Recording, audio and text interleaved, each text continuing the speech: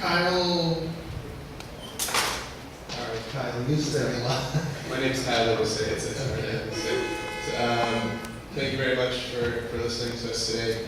Again, my name's Tyler Beausset. I was born and raised in Guatemala, U.S. citizen. Parents actually have U.S. citizenship, but I haven't been in this country as long as folks like Renata and Isabel have.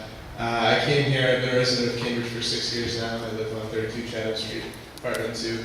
Very proud resident of this city, and I've been a kind of a sporadic student at Harvard, but I wanted to read to you an anonymous story from an undocumented Harvard student, and so hopefully I can do that in the 3-minute allotted time.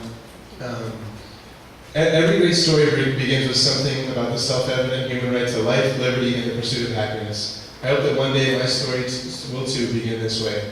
For now, all I have is a story about perseverance in the face of adversity, about patience through insurmountable frustrations, about a life full of hope, and about the dreams that someday will not only have to be just dreams. I spent the last 15 years of my life in prison, and I'm only 23 years old. I never did anything wrong, but I have to live the life of an inmate, trapped in silence, always able to watch but never able to do. In the last 15 years of my life, I've forgotten what freedom means. At only 8 years old, I was forced to become an adult. Sickness almost took my mother, and I watched my family make the move that would change the rest of my life.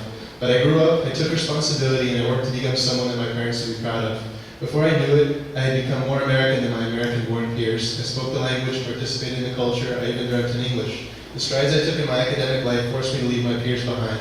The children of immigrants, children who were just like me, for some reason the system decided to give me an opportunity that they would never have because they too did not belong. After years of hard work, on March 31st, 2005, I received a letter of acceptance. And as much as I wanted to celebrate, the reality stuck in. Although Harvard was convinced that I would make important contributions during my college years and beyond, my parents and I were not sure. How could I even go to a place like that? How could I fly across the country if I couldn't even drive? How could I excel in a land that has made its point so clear that I did not belong? Somehow I arrived in Cambridge that fall, ready to earn my place in the class of 2009. Somehow I pushed through the guilt of having left my peers behind, and I promised that one day I would go back to them. Somehow I tried to forget about the responsibilities I had left at home. I wanted to be a good example for my siblings. I wanted to make sure that they would never have to experience the feeling of being told that their hard work meant nothing. Somehow I suppressed the feeling of desperation as I knew I was all alone, still in prison, still in silence. And with these thoughts in my mind, I lived day by day. I sat with classmates in the Science Center taking notes about the central dogma. I completed every freshman's rite of passage and became an editor of the Harvard Crimson.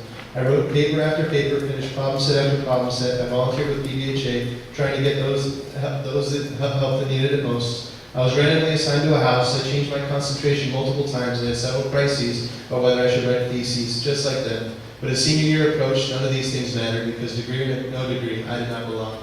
My final year at Harvard returned that familiar feeling of desperation as my fellow classmates went off to law school, med school, grad school, as they accepted fellowships abroad, as they moved to New York to pursue their dreams, as they celebrated their greatest accomplishments to date. All I could do was watch. I watched as I received my degree. I remained calm, and I sat in silence, forcing myself to believe that someday my day would come.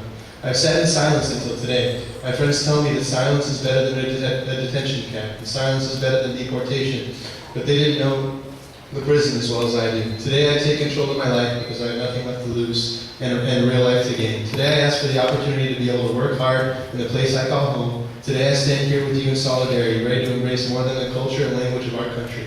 I stand here ready to embrace the ideals and the belief in this land of self-evident truths. I too am entitled to life, liberty, and the pursuit of happiness.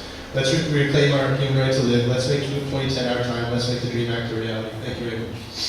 And Kyle, if you would like, you can give that to the deputy clerk, and she'll get it up to the council.